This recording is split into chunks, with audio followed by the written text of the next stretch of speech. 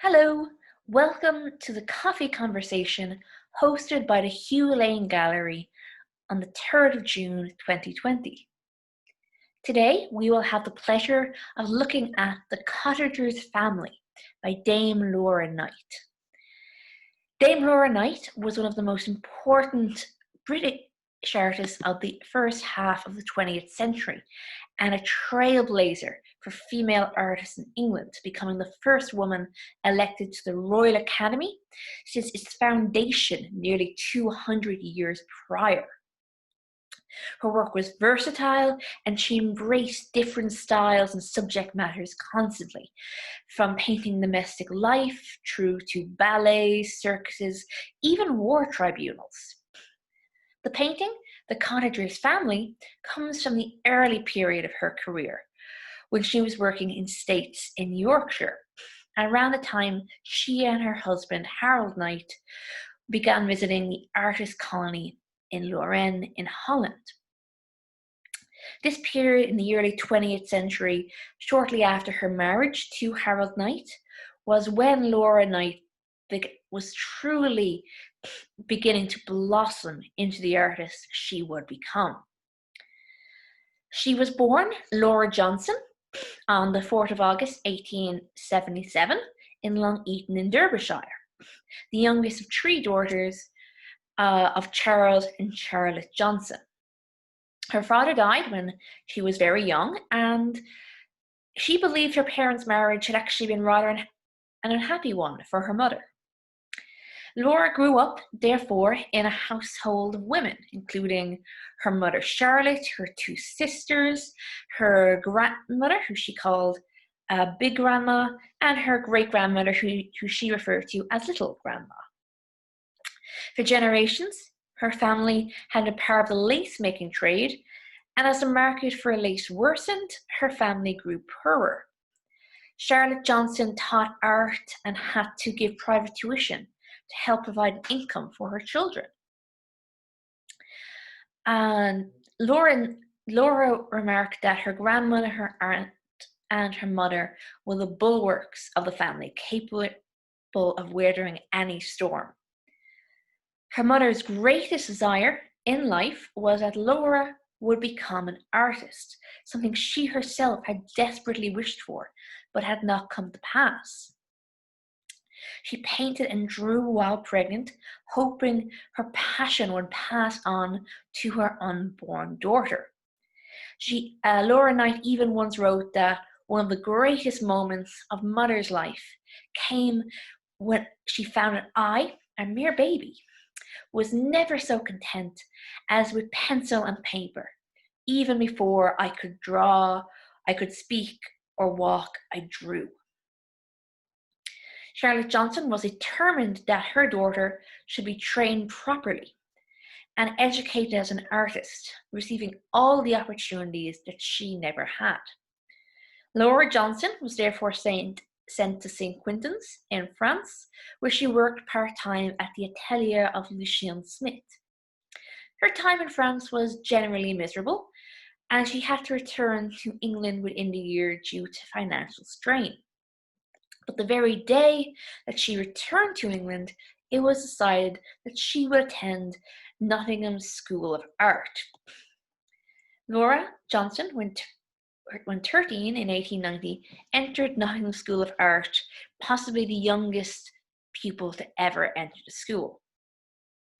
Frustratingly for Laura, at that time, girls were not allowed to draw from live models in life class.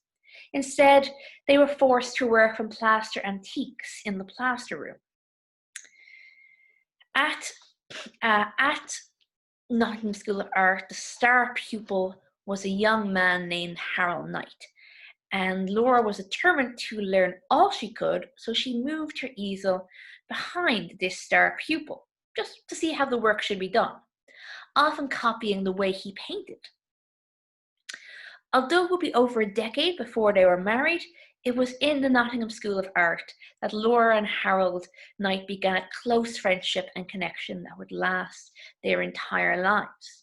In fact, this painting we're seeing here was a painting Harold did of Laura in the first year of school, when she was only 14 years old, and Laura greatly admired it for many, many years afterwards. During her time at school, Laura was awarded the Princess of Wales Scholarship, an award of £20 per year for 2 years, as she had won more awards for her work than any other woman in Britain. Sadly, her time in art school was marked by strife and struggle. Her mother, one of her sisters, and both her grandmothers all died before she was 18, eventually forcing her and her sister to find new lodgings, while Laura took on pupils and attended art school in the evenings. Now, Harold Knight had kept up his friendship with Laura Johnson after art school, and when Laura and her sister were taken by an aunt on a painting holiday to States in Yorkshire in 1898, a little village near the Whitby coast, Harold was invited to join the party. The holiday proved transformative for Laura and Harold, and after the holiday, the two sisters decided to live in States for a time and make a living there. There was a small artist colony in States, resulting in a village that was used to painters and people who were used to posing. It was a place utterly perfect for young artists, and Laura once remarked that in the length and breadth of England, I doubt if a painter could have found a better place. The sisters got themselves lodgings, and Laura painted scores of studies of the fishermen and local people. She survived by selling what art she could and living on a small allowance from her uncle. You can see now a little example of her work from around that time period, focusing on, again, the very average daily life of the people of this village. She couldn't afford models to pose for her when she began, so instead she used children from the slums, paying them pennies to model for her for painting. She painted her first large picture, Dressing Dolls, in 1896, using 4 children as models. The children often arrived hungry, so she gave them something to eat if she could afford to spare it. She sent the finished work to the Royal Academy, but it was rejected, and she eventually traded the picture in its frame to a male model named Jack Price, who, in exchange for the picture, gave her £3 worth of his modelling time. Jack would often take her work in exchange for modelling, and in doing so, she gained much needed experience in figure drawing. In 1903, at nearly 30, Harold Knight and Laura Johnson, then 26, were finally married. That same year, they both sent pictures to the Royal Academy in London, and Harold had a few small canvases taken. Laura had a picture, Mother and Child, accepted by the Academy, which sold. And sales like these were their main source of income during their first few years of married life. Their long individual careers from this point onwards were closely connected, and their personal development is linked to one another. After their marriage, the Knights remained in Yorkshire for a time before realizing that the market they needed to appeal to was in London. So in 1905, they took a number of their canvases to London and were much encouraged, but when Ernest Brown of Leicester Galleries gave an exhibition of their work. Some pictures were sold, and the income they received allowed them to sail to Holland, somewhere they both always wished to visit. It was in Holland, when visiting the Rijksmuseum, that Laura Knight first came into contact with many of the great Dutch masters. Rembrandt, Frans Hals, and Vermeer, whose work excited her in ways she'd never imagined she could be excited by. She and Harold were fascinated by the way the Dutch masters painted natural light, particularly reflected light, the beautiful quality they attained in their paint. During that same trip to Holland, they visited an artist colony in Lorraine, where international tourists studied and painted, often in the manner of the Dutch masters. These artists would pay a fee to work in the homes of the local farmers and paint them as they so choose, with some Dutch peasants making posing for artists their main occupation. In Lorraine, Laura Knight painted interiors and people, images of women cooking and families going about their daily lives. She viewed this work as promising, and when she returned to England with her husband, filled with inspiration and from the museums and accustomed to painting interiors in a Dutch manner, she began to produce a number of paintings of interiors and families, such as the elder sister, which we see before us. And it is from this period that the Cottager's family is from. The Cottager's family really shows the influence of the lessons she learned in States and the inspiration she received from the Dutch Old Masters, particularly in the atmospheric treatment of light. The composition shows us three figures, a mother and two children, seated by a window beside a table with a bowl and spoon that reflect the soft light filling the room.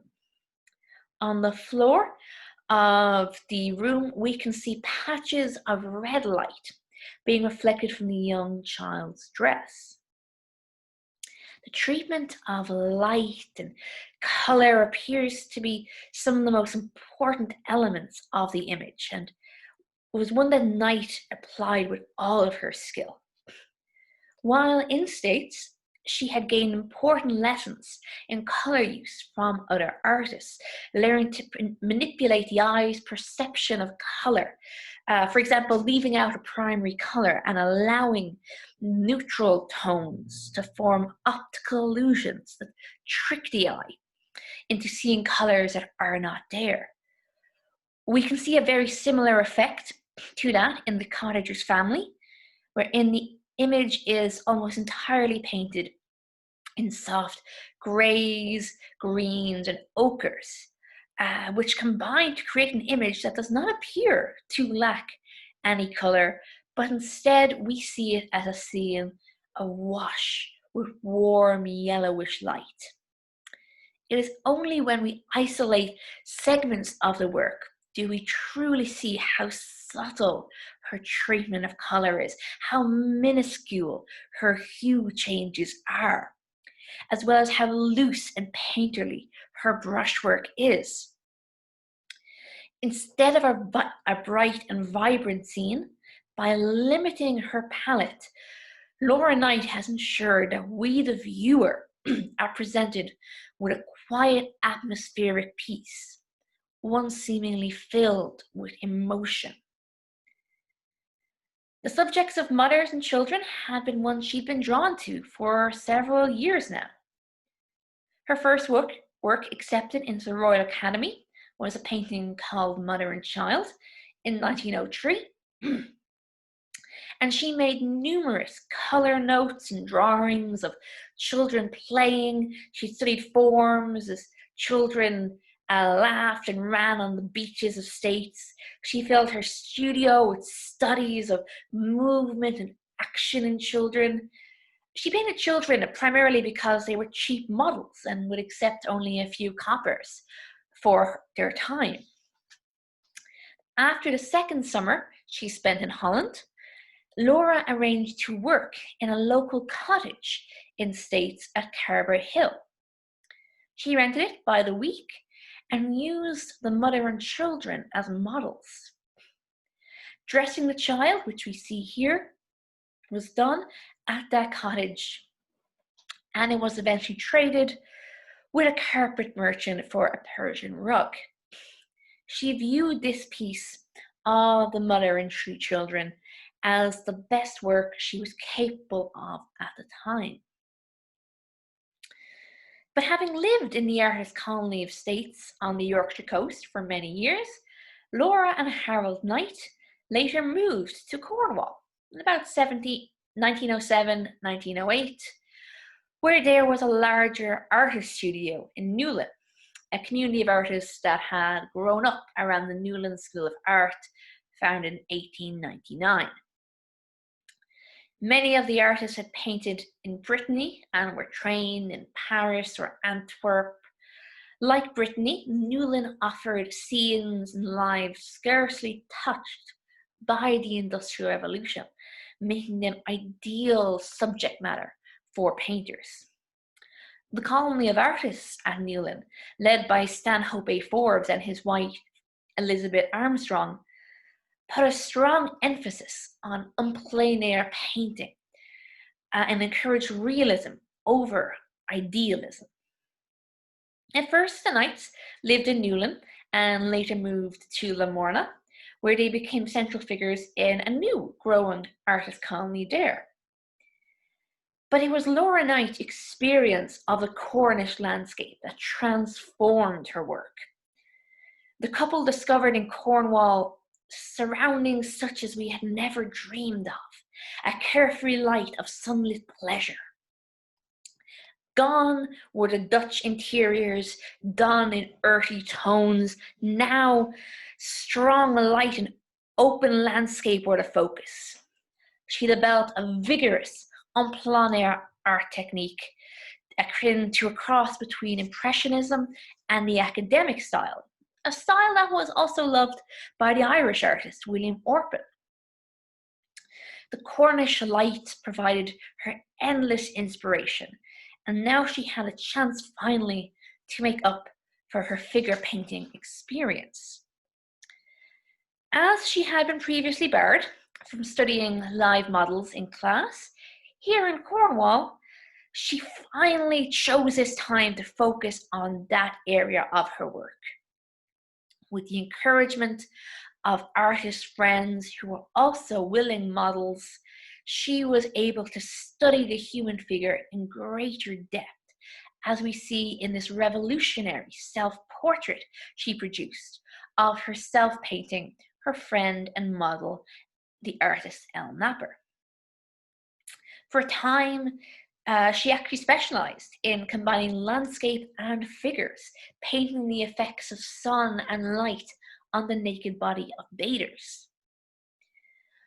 Although she certainly learned the lessons of Impression and Expressionism in her early years in Cornwall, Laura Knight was never really a modernist painter, preferring to experiment movement in representational forms for her entire career.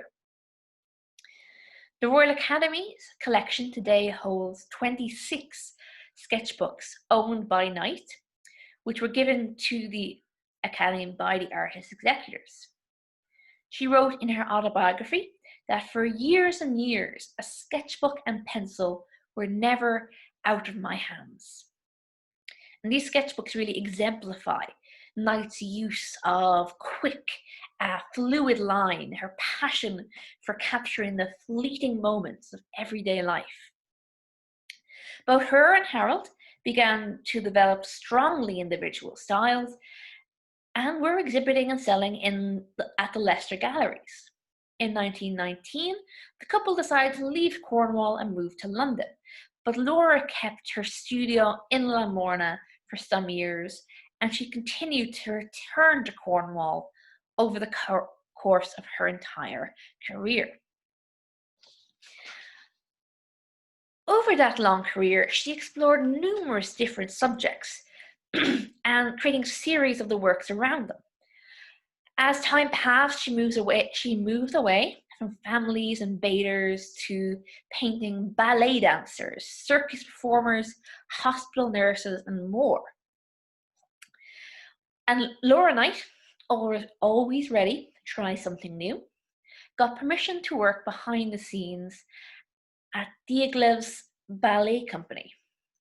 There, she set up her easel in the cramped dressing room of the prima ballerina, Lydia Lipovka.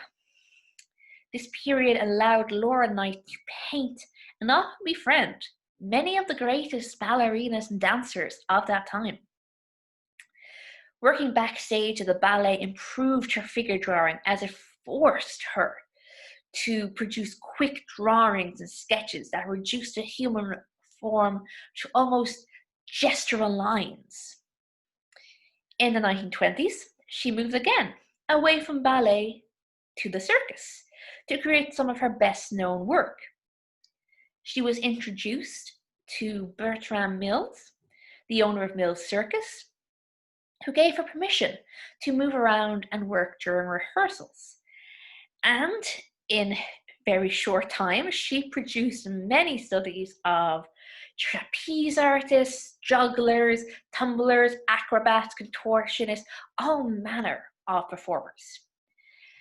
She painted a huge canvas, Charivari, which brought in nearly everyone in circus life. Every role that could be filled in the circus is represented practically in this singular piece. It was exhibited at the Royal Academy and was caricatured in Punch, where politicians were portrayed as the various circus performers. But I really like this piece because it demonstrates how versatile she was as an artist when you compare it to the Cottager's family only 2 decades previous. In 1926, Harold Knight, her husband, was invited to go to Baltimore to paint Dr. John Finney of the Johns Hopkins Memorial Hospital, and he was paid enough to allow Laura to travel with him. In America, Laura turned her work to the hospital wards, which were at that time racially segregated. So she sketched and painted the women who worked there and their community, particularly the Black women who worked as nurses. She became increasingly aware during her visit of the struggle for racial equality in Maryland. One of her sitters, Pearl Johnson, portrayed beautifully in this pastel drawing, was a hospital secretary, and Johnson took Knight to civil rights lectures and a concert where Knight found she was the only white person present. When she returned to London, Knight actually told the Evening Standard that there was a whole world to explore in the lives of these sitters she'd met in America. In the late 1930s then, Knight made a remarkable series of portraits of English gypsies living at Ivor near Buckinghamshire. She was invited to the community in Ivor by Granny Smith, who is beautifully portrayed in this colourful and endearing painting, a matriarchal figure who actually became one of Knight's favourite sitters. During this time at the Ivor community, Knight rented an antique Rolls Royce as a sort of mobile, albeit cramped, studio, from which she painted numerous portraits of the gypsy women. In fact, the press image of her using this studio actually helped define her in the public imagination as a lovable eccentric. From its inception, the Royal Academy had excluded women from attending life drawing classes and lectures and from holding any office in the Academy. This, as well as excluding women from art classes, doomed generations of women to unfulfilled potential and second-rate art. As membership with the Royal Academy included teaching and administrative roles, it was seen as improper for Victorian women to compete with or supervise male artists. It was only in 1903 that the RA started allowing women to attend most classes. Things really began to change when Annie Louise Sitterton, then 75 years old, was the first woman to be given an associate membership in 1922. Sitterton was the first woman to receive associate membership, but she was not the last. In 1927, Knight was elected as an associate member of the Royal Academy after A.J. Munnings, the famous horse painter, had nominated her numerous times. She viewed this as a great honour that she bore with pride. But this honour would pale in comparison to the one that would come a decade later, as in 1936, Dame Laura Knight became the first woman to be created a Royal Academician since the original members Angelica Kauffman and Mary Moser in 1768. And she was the first woman ever elected to the role. Laura Knight was named the Dame Commander of the British Empire in 1929, adding once more to her great prestige on top of her already incredible accomplishments. The Knights were living in Caldwell near Malvern when the Second World War broke out in 1939. They were hit financially as several portraits that Harold had been commissioned to paint were cancelled. However, due to Dame Laura Knight's popularity, the War Artist Advisory Council secured her employment, and she produced a number of paintings for them, such as a balloon-side Coventry, which we see here from 1943. Her most notable canvas during this time was for the Ministry of Munitions, Ruby Loftus securing a breech ring, an image of a Welsh munitions worker screwing a breech ring onto a Bofors gun. The piece itself was a propaganda piece, commissioned to encourage more women to work in factories, and it was one of a series of portraits of women who had distinguished themselves through acts of bravery and skill during the war. Knight developed a more smooth painting style for these works that will allow them to be reproduced easier. And it's thought that Knight's real photographic eye for detail and her command of technique, which she had at this point been working on for nearly 50 years, is what enabled her to bring such extraordinary reality to the painting. The completed work is seen as one of her best pieces, and today is in the Imperial War Museum of London. However, when the war ended, Knight actually convinced the War Artists Advisory Committee to send her to Germany as a war correspondent in order to record the trial of Nazi war criminals in Nuremberg and to sketch the proceedings. She made a vast number of sketches, culminating in the final piece, the Nuremberg trial in 1946. In the piece, we see the accused from above, surrounded by military police, lawyers, and translators. The figures talk among themselves, interact, but as we move further up the piece, this scene melts away, revealing the horrors of war, burning buildings, and dead bodies.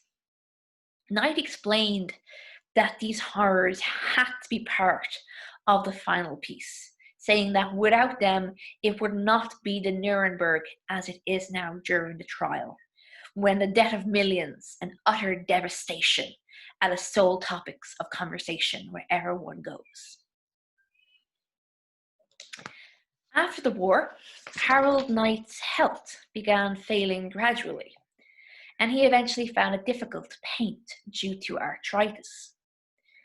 Laura took him to Caldwell, which he liked better than any other part of England, and he died at the Park Hotel on October 3rd, 1961, at the age of 87. His work was celebrated and recognized for his superb mastery of his craft, and Laura put on an exhibition of Harold's pictures. The remaining years of Laura Knight's life would be spent arranging exhibitions of her own work. After the death of her husband, the number of her own works did decline, but she remained painting up until her last days. She eventually died at her home in London on the 7th of July, 1970, aged nearly 93 years old. While the popularity of some of her pictures, particularly those of Cornwall in the early decades of the 20th century, have never really waned, her reputation in art circles has faded since her death in 1970, and is today somewhat overlooked in spite of her monumental achievements throughout her life. Even though her career took her all over England and abroad, it was her early time in states in Yorkshire that was Laura Knight's crucible. It molded her, gave her the skills and visual memory that she would carry with her for the rest of her career. It was in states that she found herself and what she might do, a place she had yearned for. She said she loved it passionately, overwhelmingly. The Cottager's family is a truly marvelous example of her work in this burgeoning period of her life, and it has been part of the collection of the Hugh Lane Gallery nearly since its creation. The piece was exhibited by Hugh Lane in the Municipal Gallery of Modern Arts exhibition in 1908, nearly 2 decades before Laura Knight was to become widely successful. The inclusion of this piece in the original exhibition in Dublin and its gift to the collection in 1912 seemed to be yet another example of the amazing taste for art Hugh Lane was famous for. This seemingly uncanny ability to recognize great art and great artists even before they become famous. Laura Knight remarked once that her mother said to her when she was only a few years old that you will be elected to the Royal Academy one day. Although her mother would sadly never live to see that day, the love of art and determination at a young age ensured Dame Laura Knight achieved what had never been done prior. Her accomplishments were viewed as a major step for women artists, and Knight herself remarked in her second autobiography that now that womankind are no longer born to hold a needle in one hand and a scrubbing brush in the other, what great things may not happen. Her work inspires people to this day, and it has been my absolute pleasure to discuss Dame Laura Knight and her painting with all of you as part of our coffee conversation. And if you want any further details about the Hugh Lane Gallery and its promotions, please see our website. And I look forward to seeing you again on more conversations.